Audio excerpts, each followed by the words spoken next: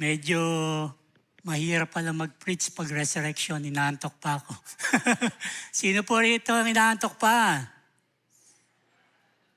Yan. So, purihin po ang Panginoon. Jesus is alive. At nagpapasalamat tayo sapagkat ang Diyos na ating sinasamba, ang Diyos na ating pinaglilingkuran, ay Diyos na buhay. Kaya we are celebrating right now. No? Kaya nagpapasalamat tayo sa Panginoon sapagkat every Resurrection Sunday ay napakadami natin. No? Ito na uli yung pagkakataon na muli nandito tayo. Usually sa labas po tayo nag-celebrate ng Resurrection Sunday. But due to our big activities, no, this coming Thursday, kaya mas minabuti po natin na dito na muna para walang masyadong preparation. Pero ganun pa man, salamat sa Panginoon sapagkat hindi po nagbabago yung ating pong pinagdiriwang, ang muling pagkabuhay ng ating Panginoong Jesucristo. He restores encountering the risen Lord. Ang ating pong teksto na babasahin ay mula po sa John chapter 21, verse 1 to 10. Pwede pong tayo tumayo at ating pong basahin ang bahagi ng ating pong mensahe. Sabi rin po dito, after these things, Jesus revealed himself again to the disciples at the Sea of Tiberias, and he revealed himself in this way. Simon Peter, Thomas who was called Didymus, Nathanael of Cana in Galilee, the sons of Zebedee, and two others of his disciples were together. Simon Peter said to them, I am going fishing. They said to him, we are also coming with you. They went out and get into the boat, and that night they caught nothing. But when the day was now breaking, Jesus stood on the beach. Yet the disciples did not know that it was Jesus. So Jesus said to them, children, do you not have any fish to eat? Do you? They answered him, no. And he said to them, cast the net on the right-hand side of the boat, and you will find the fish. So they cast it, and then they were able to hold it because of the great quantity of fish. Therefore, the disciples whom Jesus loved said to Peter, it is the Lord. So when Simon Peter heard that it was the Lord, he put on his outer garments, for he was stripped for work, and threw himself into the sea. But the other disciples came in a little boat, for they were not far from the land, but about 200 cubits away, dragging the nets of fish. So when they got out of the land, they saw a charcoal fire already made, and fish placed on it and bread. Jesus said to them, bring some of the fish which you have now caught. Tayo po'y manalangin. Maraming salamat, Panginoon, sa umagang ito na pinagdala mo sa amin. Salamat sa panibagong buhay at kalakasan. Salamat, Panginoon, sa pagkakataon ng muli. Pag-aaralan po namin ng iyong salita. We are praying, O God, na ikaw po ang siyang gamabay sa amin, tumulong sa amin upang mas talo namin maunawaan ang iyong salita sa umagang ito. Purihin ka, ito po ang aming samang dalangin. Sa pangalan ni Jesus, amen and amen. Okay. Ito po yung pangatlong beses na nasulat yung pagpapakita ng Panginoong Jesucristo. It is a post-resurrection event. Kaya karamihan ay pag Resurrection Sunday ay sa beach pumupunta. Sa beach nagse-celebrate. No, doon sila nag-worship service sapagkat isa ito sa mga siguro pinagbasihan nila. At mas maganda siguro ang sunrise pag nasa beach. So pagplanuhan natin next year.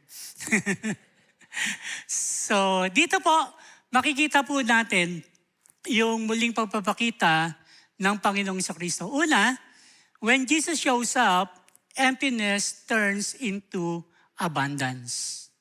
Emptiness turns into abundance.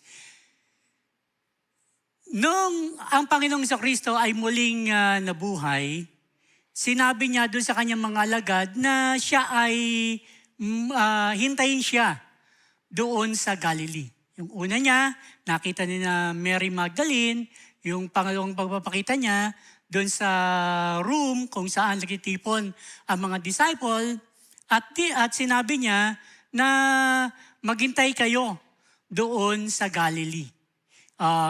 Galilee is around 100 miles from Jerusalem.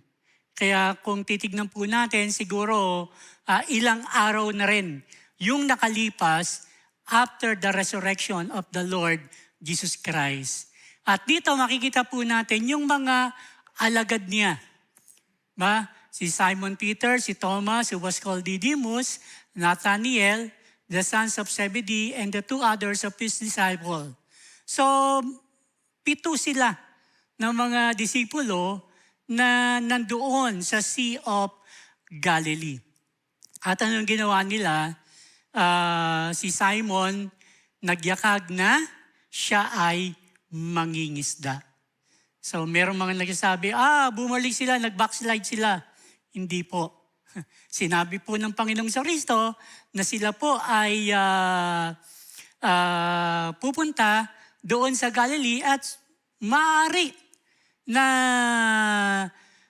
wala silang kinakailangan nila kumain, wala silang magawa, at ito yung alam nilang gawin. No?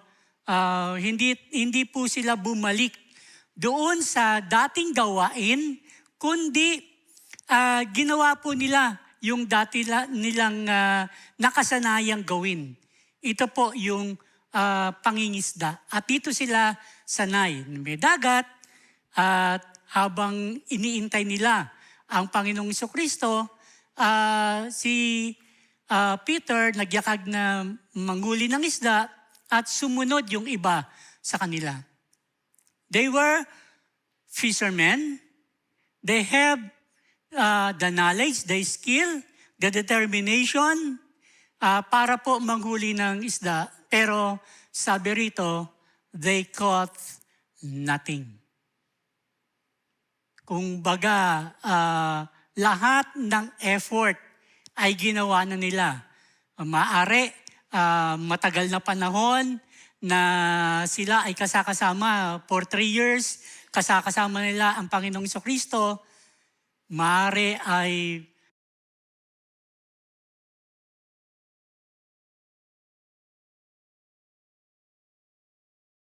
ito, they caught nothing. It is a deja vu. Diba? Nakaranas na po ba kayo na parang, nangyari na to. Kung babasahin po natin yung Biblia, when Jesus called the first disciple, ito rin po yung pangyayari. Matthew chapter 4, Luke chapter 5, nung unang tawagin ng Panginoong Kristo ang kanyang mga disipulo, sila ay nangingisda at sa pagkakataong yun, umaga na rin, they are casting out the net sapagkat wala silang nahuli. Okay? Siguro ang ating damdamin kung walang resulta doon sa iyong ginagawa, talagang nandoon yung discouragement. Nung panahon na ako po ay nasa mission work pa, we go to Ambel, dun sa Occidental Mindoro, at nakita ko po kung paano mangisda. And nag-try kami. Nag-try kami ng una yung pag-fish ng gamit yung merong may bait. Tapos talagang walang huli. Pagkatapos, tinry namin yung may lambat, wala pa, at meron pa yung ginaganon. Tinry namin lahat. Sapagkat wala kaming experience, talagang sa buong maghapon na tinatry namin, o half day, nagtatry kami, talagang wala kaming mahuli. Sapagkat wala kaming experience. Pero may experience, binayaran na lang namin 20 pesos at talagang mura talaga isda ron, no? So, kasi 20 pesos, panghuli mo kami. After 15 minutes, no? Meron yatang mga 2 kilo yung binigay sa amin. So, experience. Talagang madali mong gawin yung isang bagay pag meron kang experience dito. So, pero itong mga to, they are professional fishermen. Actually, meron nga silang may sarili silang bangka. Pero sa kabila ng lahat, they caught nothing. At kung titignan natin, mag-uumaga na at nakikita sila ng Panginoong Hesukristo. At tinanong sila, "Children, do you not have any fish to eat? Do you?" Isang tanong na parang wala ka na nga nahuli, tapos tatanungin ka pa ng ganun. Parang mas lalong nakaka-discourage na kita mo naman siguro yung bangka, walang laman, at walang resulta yung pinagpaguran mo ng buong magdamag. Tapos, may huli ka ba? Mas lalong nakaka-discourage yung itatanungin kang ganun. Siguro, yung answer nilang no, medyo mainit siguro yung kanilang ulo. Pero tinuruan sila ng Panginoong Jesucristo. Sabi nila, "Cast the net on the right-hand side of the boat." Jesus challenged and commanded them to cast the net on the right side of the boat. Kung titignan natin, parang ano ba yung kaibahan ng left and right? Yung mga isda nandun din lang naman. Pero sabi rito, they cast it and they were not able to hold it because of the great quantity of fish. Meron ngang ibang interpretation, 153 yata yung kanilang nahuli. Kung titingnan po natin, ano yung lesson na makikita natin doon? The work of the Lord can only be done when it is carried out according to His will. Maaari, meron tayong sariling skill, meron tayong resources, meron tayong skill. Ngunit kung wala ang presensya ng Panginoong Jesucristo at hindi niya ito kalooban, hindi ito mangyayari. Hindi ito mangyayari. At kumisan, ito po yung nagiging pagkukulang natin. Na tayo ay patuloy na dumidepende lamang doon sa ating sariling kakayanan, sa sarili nating karunungan. Ngunit kung wala ang Panginoon, hindi natin magagawa ang lahat ng bagay. Sa John 15 said, "Apart from me, you can do nothing." Hindi sa sarili nating effort, kundi sa kapangyarihan ng Panginoong Hesukristo.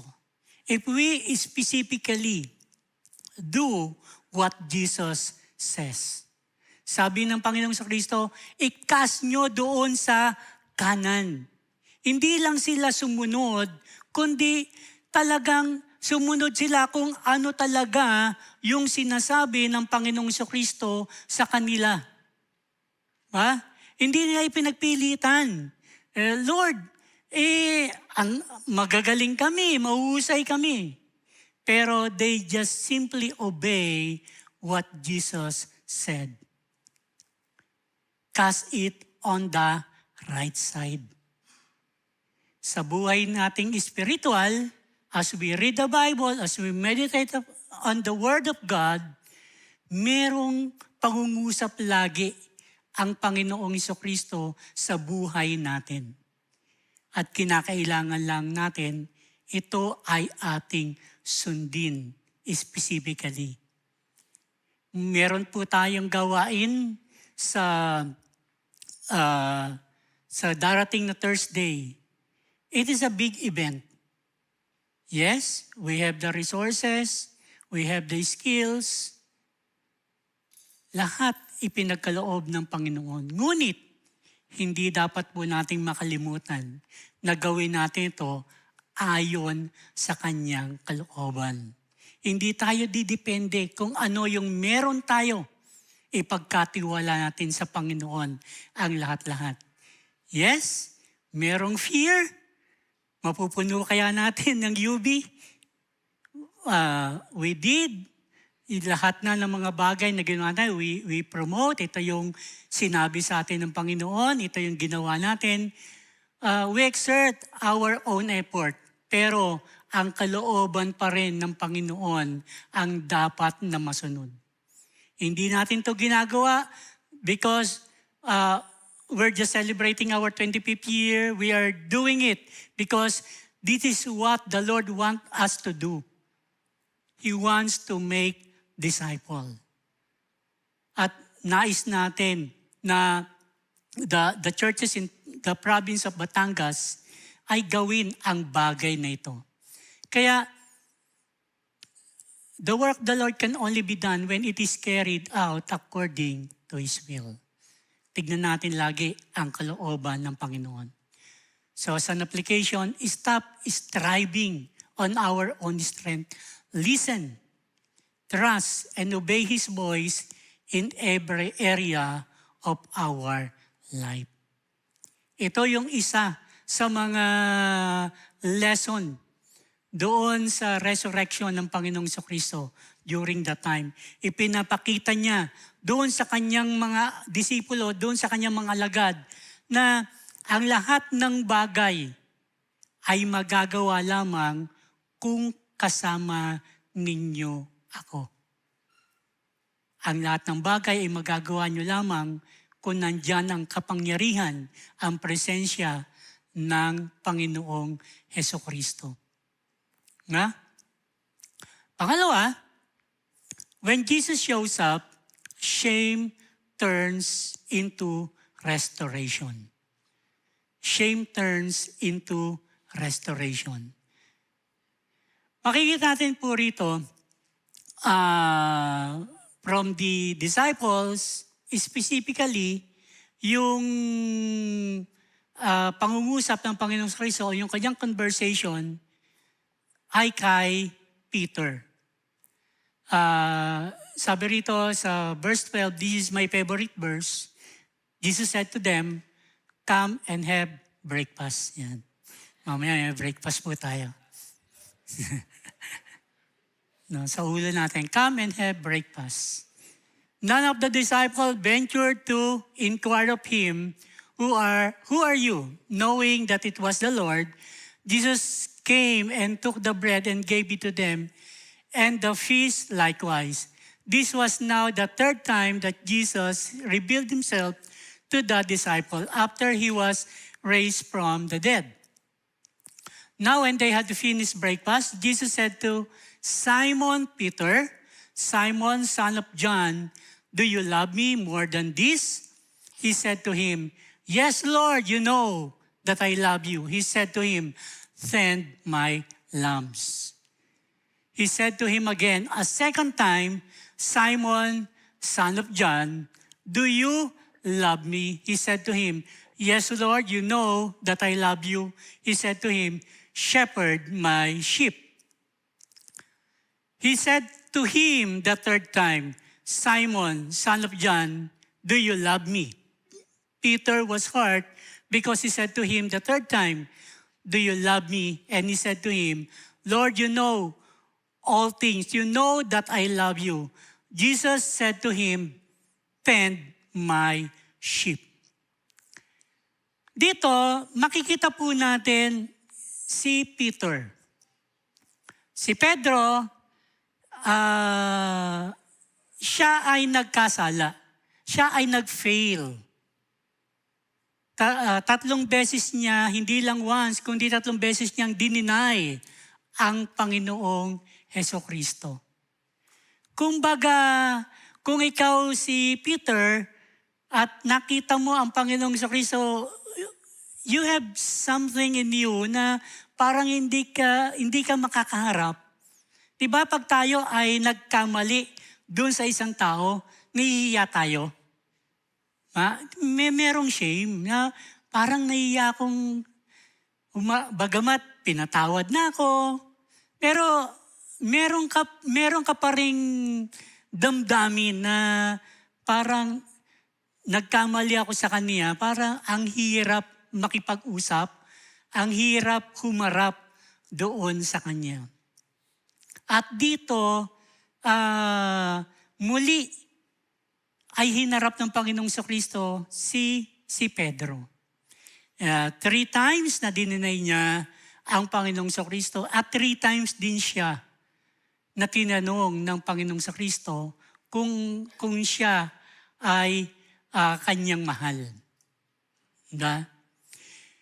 Kung titignan natin, saan ba nagmula yung failure ni Peter? Ano ba yung naging cause? At minsan, ito rin po yung nagiging cause kung paano tayo ay nagkakasala sa Panginoong Kristo. Una, yung self-confidence. Diba? Nung sinasabi ng Panginoong Kristo, kayong mga disipulo ko, lalayo kayo sa akin, iiwan niyo ako.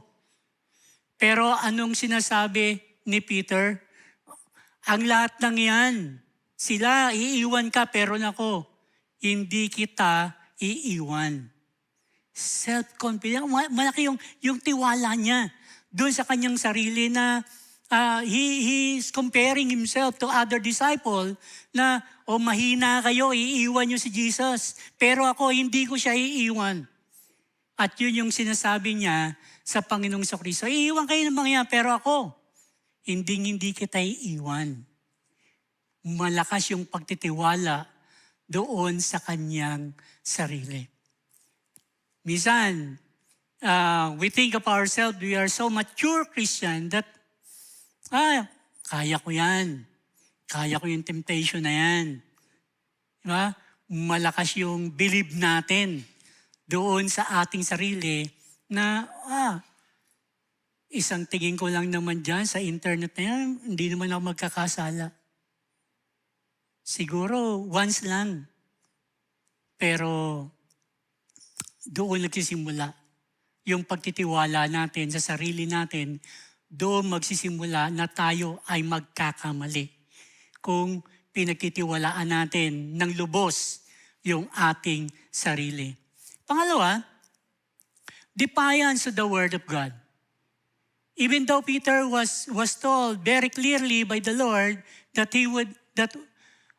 what would happen, Peter rejected the word of the Lord. Doon sa Mark 14:31, ang sinasabi ni Jesus Christ na siya iiwan ay doon sa Zechariah 13:7. No, yun yung kino-quote ng Panginoong Kristo na aalis ang mga iiwan siya ng kanyang mga alagad. At ito yung hindi kayang tanggapin ni Peter. No, though it was prophesied, it was quoted by the Lord Jesus Christ, pero ayaw pa rin tanggapin ang salita ng Diyos. Di ba ganun din po tayo? Minsan merong mga bagay sa salita ng Diyos na sinasabi sa atin, pero ayaw nating sundin. No? Hindi tayo nakikinig doon kung ano yung sinasabi ng kanyang salita. Ba? Pangatlo, yung prayerlessness. Nung ang Panginoong Kristo ay arestuhin at alam niya at sinasabi naman ni Jesus Christ na aarestuhin ako, nung ang Panginoong Kristo ay manalangin, sinasabi niya sa kanyang mga alagad, sige, manalangin tayo kasama si Peter. Anong ginawa nila? Sila ay natulog. Kagaya nakikita ko ngayon. No? Di ba? No, sila ay natulog. Ilang beses? 3 beses. Binalik-balikan sila ng Panginoong Kristo. Manalangin kayo. No, pero sila ay natulog. Prayerlessness. Minsan nag-fail tayo bilang Kristiyano kasi nawawala na yung prayer sa atin. Nawawala na yung, bakit tayo hindi nagpe-pray? Kasi may tiwala na tayo sa kayang-kaya natin gawin to eh. Ba? And lastly, yung impulsiveness. Nung inaresto ang Panginoong Kristo, anong ginawa ni Pedro? Tinaga niya agad yung tenga ng isang sundalo. Ba? Impulsive. Yung mabilis yung reaction. Mabilis yung decision. Diba? Yung puro emotion. Yung kanyang puro emotion sa kanyang pagkilos. Ito yung mga bagay, ito yung mga causes at siguro meron mga ilang causes pa, pero particularly with Peter, ito yung nangyayari. Very self-confident, hindi niya sinusunod yung salita ng Panginoon, walang panalangin, at masyadong emotional, masyadong mag-react doon sa ibang bagay. At malimit, ito rin po yung nagiging dahilan kung bakit tayo nag-fail. Kung bakit tayo ay nagkakasala. Kung bakit hindi natin magawa yung ninanais na ipagawa ng Diyos sa atin. Masyado tayong believe sa sarili natin. Hindi na tayo nagbabasa ng Bible. Magbasa man tayo, hindi natin ina-apply. Hindi natin sinusunod. Minsan hindi na tayo nananalangin. At kumisan, yung ating impulsiveness.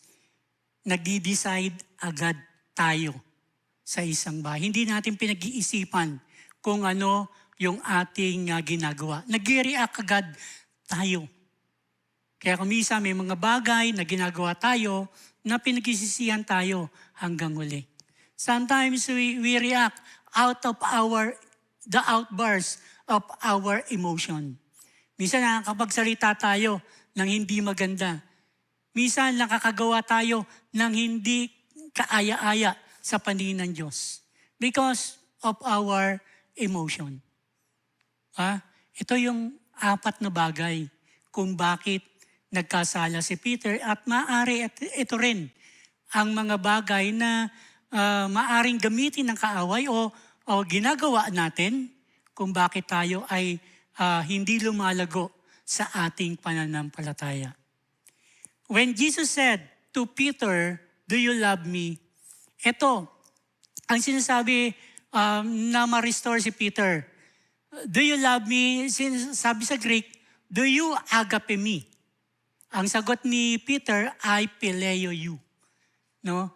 Jesus asked for total sacrifice, devotion. Peter's offer brotherly affection. Yung pangalawang tinanong si Pedro, "Do you agape me?" No, sacrificial love. Ang sagot pa rin ni Peter ay "Phileo you." Jesus repeat the high call. Peter remains honest about his current capacity. "Do you phileo me?" Dito, ibinaba na ng Panginoong Kristo yung inquire niya kay Peter. Sabi ni Peter, "I phileo you." Jesus comes down to Peter's love, accepting this friendship Peter is able to offer. Ito yung, si Peter, ito yung kanyang may offer. Hindi niya kaya pang lampasan kung ano yung pagmahal ng Panginoong Kristo. He is just sincere, he is just honest about himself. Ito, Panginoon, yung pwede kong ibigay na pagmamahal sa iyo. And Jesus Christ honors the sincerity of our love, even if we feel it's not perfect. We cannot perfectly love the Lord. Si Jesus lang ang pwede na magbigay ng perfect love doon sa atin. Pero ang nararapat lamang, maging honest tayo, maging sincere yung ating pagmamahal sa ating Diyos na buhay. At ito yung nag-restore kay Peter. Though, dininay kita, pero patuloy mo pa rin akong tinatanggap. Tayong lahat, meron tayong mga bagay na sometimes na-fail natin si God. Minsan, meron tayong mga commitment na hindi natin nagawa. May pinapagawa ang Panginoon sa atin na nag-fail tayo. Last year, we are challenged na basahin yung buong Biblia, pero because of some reason, siguro hindi natin nagawa yon. We feel guilty, we feel ashamed. Lord, hindi ko naman nagawa, hindi ako nag-mature. Ba? Meron kang ginugol. Lord, hindi na ako malilate. Pero nalilate ka pa rin. No? Merong mga gustong ipagawa ang Panginoon si Jesus sa atin na minsan hindi natin talaga na-meet yung kanyang standard. Pero just being honest to Him, being honest to ourselves, na yung ating commitment sa Kanya ay gagawin natin, Jesus will restore us. Ayaw niya na manatili yung shame doon sa atin. Yung guilt feeling na yun, nais niya natanggalin. I-accept pa rin niya tayo kung sino tayo at kung ano yung kaya nating ibigay sa Panginoon. It is good na hindi masyadong malaki yung in-expect ng Panginoon sa atin. Ang ninais lang niya yung puso na dalisay, puso na tapat, puso na nagmamahal sa Kanya. Tunay na nagmamahal sa Kanya. Kagaya ni Peter. He denied the Lord Jesus Christ big time. Yung kanyang pagkabagsak. Big time yung kanyang failure. Pero the risen Lord restores him. Pinakita pa rin niya, Pedro, tatanggapin kita at i-restore kita at patuloy kita na gagamitin. Kaya sinabi niya, you will tend my sheep, you will feed my lamb, you tend my sheep. True love for the Lord is revealed through obedience to His command. Sinasabi, okay, Peter, kung sinasabi mo na mahal mo talaga ako, ito ang gagawin mo. Alagaan mo yung aking tupa, pakainin mo ang aking mga tupa. At ito yung ninais ng Panginoon sa atin. Diba? Yung ating pagmamahal, i-express natin, hindi lamang tuwing Sunday that we sing, I love you, Lord. Kundi ginagawa natin kung ano yung nais niyang ipagawa doon sa atin. Kagaya ni Peter. Sabi niya, kung mahal mo ako, ito yung ipapagawa ko sa iyo. At ganun din sa atin. God wants us to go and make disciple.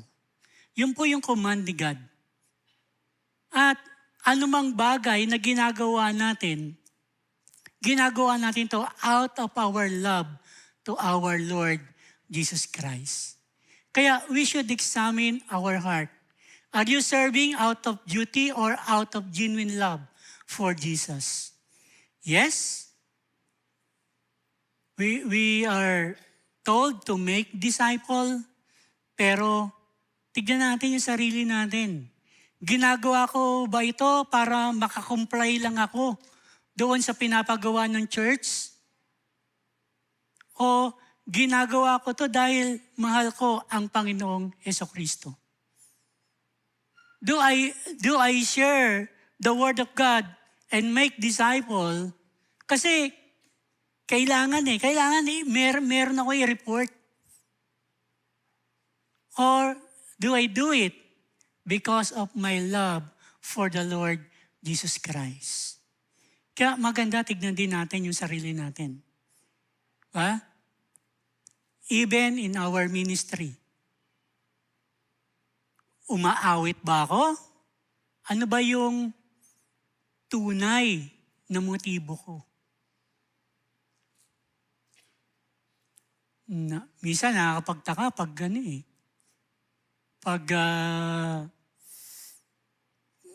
Pag merong malaking event, merong anniversary, ang daming available. Pero pag mga ordinary Sundays, we must check our heart, examine our heart. Do I do it because I love the Lord, I want to glorify Him? O ginagawa ko lang yun kasi nandun yung mga kasama ko eh. May iwan ako. Ginagawa ko yun kasi ito yung sinabi ni Ate Lloyd, ito yung sinabi ni Pastor. Ba? So, we should examine ourselves. Kagaya ng tanong kay Peter, the Lord Jesus Christ is speaking to our heart. Do you love me? Do I do things out of love? At pangatlong bagay, when Jesus show up, following Him becomes our only direction. This time, sinabi niya kay Peter, sabi rito, truly, truly, I tell you, when you were younger, you used to put on your belt and walk wherever you wanted. But when you grow old, you will stretch out your hands and someone else will put your belt on you and bring you where you do not want to go. Now, he said this, indicating of what kind of death he would glorify God. And when he had said this, he said to him, follow me. So dito, sinasabi ni Jesus kay Peter kung anong klaseng kamatayan yung kanyang mararanasan. Stretching out your hand. This is the thing that you don't want to go. Stretching out your hand is speaking of the crucifixion. At ito yung sinasabi kay Pedro. Do you really love me? You will do my command, but ito yung magiging buhay mo. Ito yung magiging resulta. Magkakaroon ka ng sakripisyo. At sinasabi ni Jesus, He said, follow me. When Jesus said this to Peter, way back in Matthew 4:19, sinabi na rin niya to sa kanya, follow me and I will make you fishers of men. Na doon, sabi nga ron, and they cast out their nets and follow the Lord Jesus Christ. And when they are following the Lord Jesus Christ, nandun yung kasiyahan. Nandun yung maraming followers ang Panginoong Kristo at they are thinking of the political kingdom. Pinag-uusapan nila kung sino yung upo sa kaliwa at sa kanan. Pero this time, follow me now carries a greater depth and commitment. Yung pagsunod sa Panginoong Kristo, sinasabi niya, kung ikaw ay susunod sa akin, ito ang iyong mararanasan. It is not a discouragement that Jesus told Peter about what kind of death na kanyang haharapin. Nais lang ng Panginoong Kristo na ipakita kay Pedro kung ano yung kanyang haharapin. Na ang pagsunod sa Panginoong Kristo ay hindi madaling bagay. Pero nandun yung tunay na commitment natin sa Kanya. At ito yung ninanais ng Panginoong Kristo sa bawat isa sa atin. And Jesus made it clear through His teaching on the cause of discipleship. Maraming bagay na binabanggit ng Panginoong Kristo. That following Him involves a radical change in priorities and willingness to give up personal comfort. If we love and we want to follow the Lord Jesus Christ, merong mga bagay na aalisin siya sa atin. Discomfort para sa atin. Pero ito ang makakaglorify sa Panginoong Hesus. Matthew 16:24, then Jesus said to His disciples, whoever wants to be my disciples must deny themselves and take up their cross and follow me. Taking up their cross. During the time, yung cross ay ayaw pag-usapan kasi it was meant, no, yung Roman government ginawa yon para doon sa mga Hudyo na magkakasala, ipapako doon sa krus. Kaya, pero yung challenge ng Panginoon Kristo, kung gusto nyo maging disipulo ko, you must take up your cross. You're ready for any sacrifices or any discomfort. And whoever does not carry their cross and follow me cannot be my disciple. At ito rin yung sinabi ni Peter dun sa mga mananampalataya. Peter himself, sinabi niya dun sa mga mananampalataya, However, if you suffer as a Christian, do not be ashamed, but praise God that you bear that name. As a Christian, living as a Christian, sometimes you will be persecuted. Sometimes you will be mocked. Especially, sometimes ibubuli tayo, ibabash tayo. Pero it's part of our Christian life. It's part of our discipleship.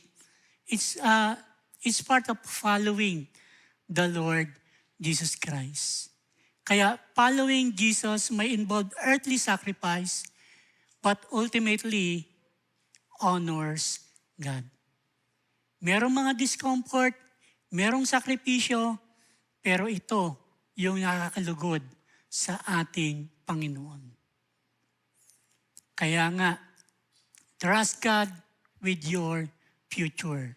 Even when the path is difficult, His direction is always right. Mahirap sumunod sa Panginoong Hesus. Mahirap maging disipulo. It's okay sana kung Christian life natin ay every Sunday, we just sit down here, praise God, tapos na. Pero ang pagsunod sa Panginoong Kristo, merong mga discomfort, may mga bagay na ipaprioritize tayo. may mga oras na ilalaan natin sa Diyos, may mga oras na ilalaan natin dun sa ibang tao. We are going to be challenged to make disciple.